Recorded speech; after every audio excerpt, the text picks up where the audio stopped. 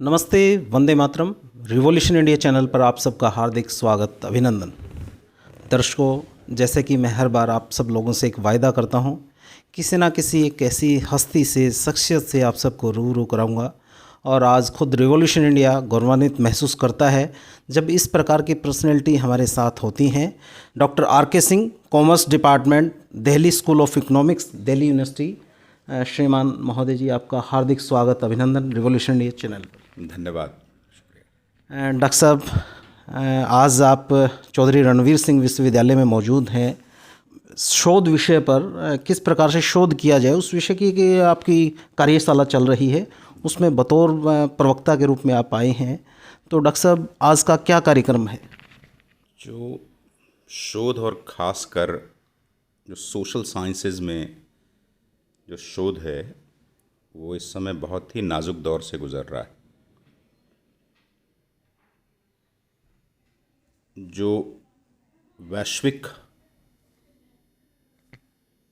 Growth development का जो model है जी, उसको हम लोग अपने देश में, अपने समाज में, अपनी ज़िंदगी में उतारते जा रहे हैं और वही हमारे शिक्षा में भी उतर रहा है। जी डॉक्टर साहब। और वही हमारे शोध की दिशा का भी निर्धारण कर रहा है। जी, परंतु ये जहाँ का मॉडल है, वहाँ का समाज, वहाँ की शिक्षा व्यवस्था, वहाँ की सोच, वो परिप्रेक्ष्य ही बिल्कुल अलग है। क्या बात है डॉक्टर साहब।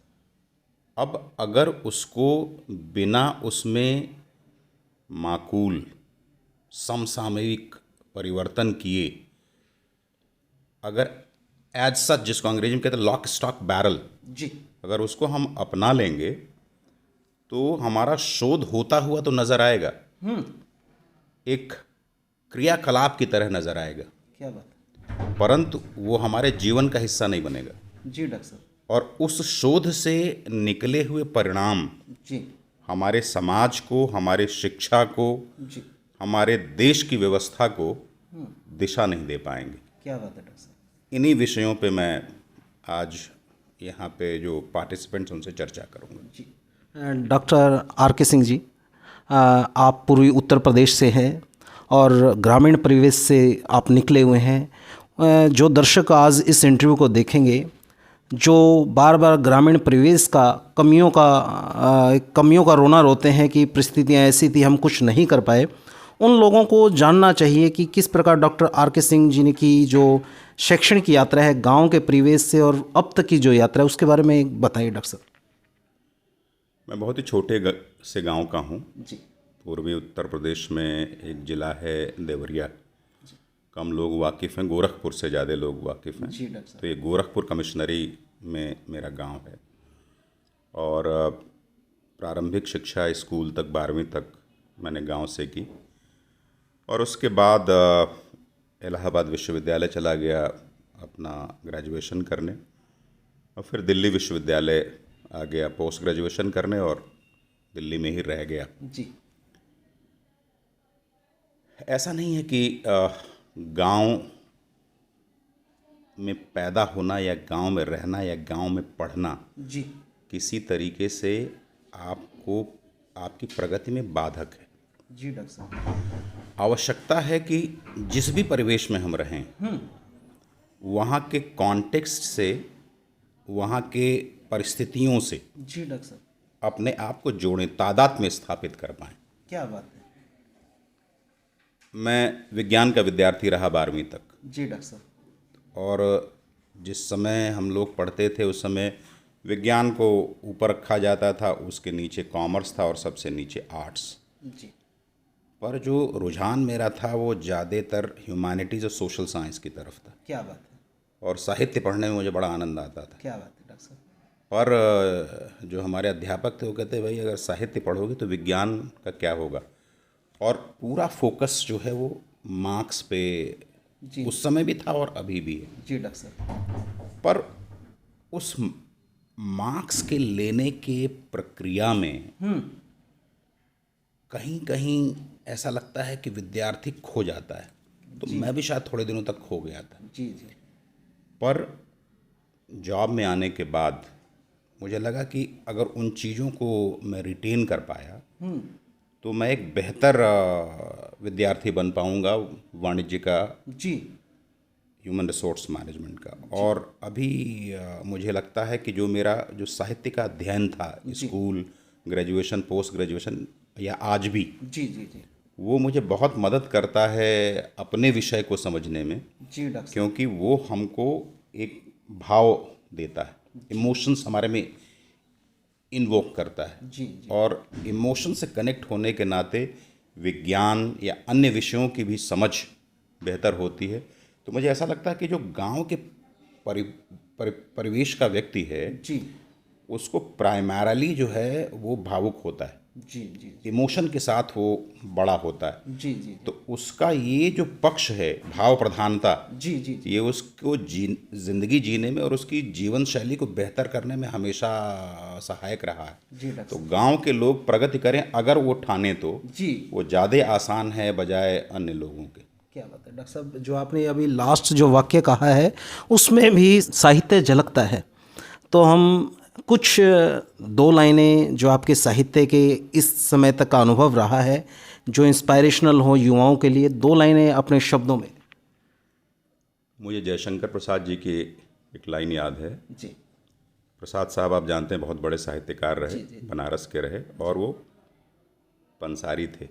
जी डॉक्टर पंसारी यानी कि उनकी परचून की दुकान थी। वो दुकान पे सौदा बेचते थे, जिसको आज ग्रॉसरी शॉप कहते हैं जी अंग्रेजी में। जी जी जी और बहुत बड़े साहित्यकार थे। तो उनकी एक लाइन है कि पथ वह पथिक पथिकता क्या, आय हाय।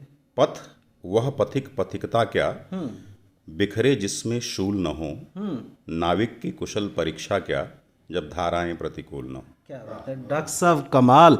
मतलब दर्शकों, ऐसा व्यक्तित्व, आप किसी भी कितने भी डिप्रेशन के शिकार हों, अगर इस प्रकार की प्रेरणादायक साहित्य की लाइनें आपके जीवन में एक बार आ जाएं तो निश्चित तौर पर मैं दावा करता हूं कि व्यक्ति को नाकामी शब्द कभी भी कहीं भी नज़र नहीं आएगा। डॉक्टर साहब, आपका मैं आपसे बात करके, चर्चा करके खुद रिवॉल्यूशन इंडिया गौरवान्वित महसूस करता है जब इस प्रकार के सुलझे साहित्यकार, डॉक्टर और अपने विषय के विशेषज्ञ। डॉक्टर साहब, आपकी जो विशेषज्ञता है, कभी विदेशों में दौरा करने का मौका मिला? कई बार मैं गया। जी और जो मेरा अपना शोध है, जी मैं मूल रूप से स्पिरिचुअलिटी के एरिया में और ऑर्गेनाइजेशनल इफ़ेक्टिवनेस के एरिया में काम करता हूँ। उन शोधों के बारे में मैंने जहाँ भी मैं गया उनकी चर्चा की और ये उनको बताने का प्रयास किया कि उनकी स्पिरिचुअलिटी और उनकी जीवन शैली वो बिकमिंग वाली है, और हमारी जीवन शैली और हमारी स्पिरिचुअलिटी बीइंग वाली है। जी कुछ बनने में और कुछ होने में जो फ़र्क है जी उसकी चर्चा मैं बार बार करता हूँ। काफ़ी वेस्ट के लोग इसको सुन के थोड़े उनको नागवार उनको गुजरता है, बुरा लगता है। जी पर अगर बीइंग और बिकमिंग के बीच का जो संवाद है उसको हम समझें कि अध्यापक बनने की ज़रूरत नहीं है, अध्यापक होने की ज़रूरत है। क्या बात है, विद्यार्थी बनने की ज़रूरत नहीं है, विद्यार्थी होने की ज़रूरत है। बहुत उम्दा। इस आधुनिकता और पाश्चात्य जो डेवलपमेंट का मॉडल है जी उसमें हम लोग होने की जगह पे बनने में ज़्यादा जोर दे रहे हैं। जबकि होना चाहिए। कि हूँ, हाँ। कि हम हैं, जी जी, अपना अस्तित्व ही होना चाहिए व्यक्ति। अपना अस्तित्व के बारे में चर्चा करना, चिंतन करना जी और उसको लेके आगे बढ़ना। तो जो वेस्टर्न वर्ल्ड है उनका तो एक्टिविटी बेस्ड है, ये काम फिर ये काम फिर ये काम, क्योंकि उनका मानना ये है कि एक ही जीवन है, एकल जीवन। उनके लिए समय जो है एक लीनियर रूप में आता है, जी एक रैखिक समय की उनकी परिकल्पना है। जी डॉक्टर साहब। पर जहाँ पे भूत है, वर्तमान है और भविष्य है, परंतु हमारे वहाँ जो समय है वो सर्कुलर है। जी तो हम कहते हैं कि सतयुग, सतयुग के बाद द्वापर, सतयुग के बाद त्रेता त्रेता के बाद द्वापर, कलयुग, अब फिर सतयुग आएगा। जी तो ये जो सर्कुलैरिटी और लिनियरिटी का जो डिफरेंस है, जी तो उनके लिए एकल जीवन होने के नाते वो एक ही जीवन में सब कुछ मैक्सिमाइज करना चाहते हैं। जी जी जी जब सर्कुलैरिटी होती है तो हम ये मानते हैं कि अच्छा, जो इस जन्म में नहीं हुआ तो अगले जन्म में कर लेंगे, जी जो उसमें नहीं होगा तो अगले जन्म। तो ये बहुत ठहराव देता है। जी। ये बीइंग का प्रिंसिपल है, जिसको अंग्रेजी में कहते हैं एंकरेज। जी ये स्तंभ है। जी जी जी तो अगर हम इन चीज़ों के बारे में विचार करें, कोई बहुत इसमें ज्ञान की आवश्यकता नहीं है, अपने बारे में बैठ के सोचने की ज़रूरत है। जी डॉक्टर साहब। तो हम थोड़ा सा अगर चिंतन करते हैं तो लगता है कि अच्छा, वो कौन कौन से पाए हैं जी जिन पे हम खड़े हैं, जी और उनको कितनी मजबूती से हम पकड़े हुए हैं, या वो हमको स्थायित्व दे रहे हैं, और उन पे अगर हम काम करें तो जीवन बहुत ही सरल है। और वेस्टर्न वर्ल्ड में उन एंकर्स पे काम नहीं किया जाता।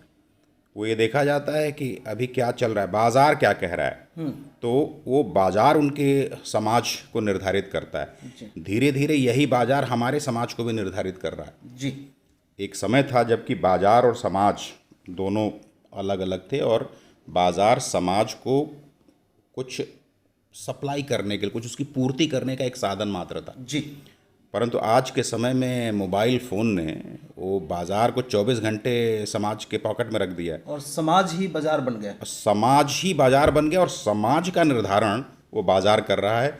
ये पूर्ण रूप से वेस्टर्न फिलॉसफी है। जी मुझे याद है कि मेरे ग्रैंडफादर जो है, वो हमारे फादर और हमारे चाचा लोगों को शाम को बाज़ार जाने से रोकते थे क्या बात है डॉक्टर साहब। कि भाई क्यों बाज़ार जा रहे हो, तुम कृषक परिवार के हो, तुम्हारे पास खेती से उपजा हुआ सारा है, और जो छोटी मोटी चीज़ें हैं, नमक हल्दी वगैरह, वो बाज़ार से महीने में हफ्ते में आ जाती हैं, तो रोज़ बाज़ार क्यों जाते हो। जी डॉक्टर साहब। उस समय मुझे बात समझ में नहीं आती थी, जी डॉक्टर पर उनका फोकस ये था कि बाज़ार को दूर रखो।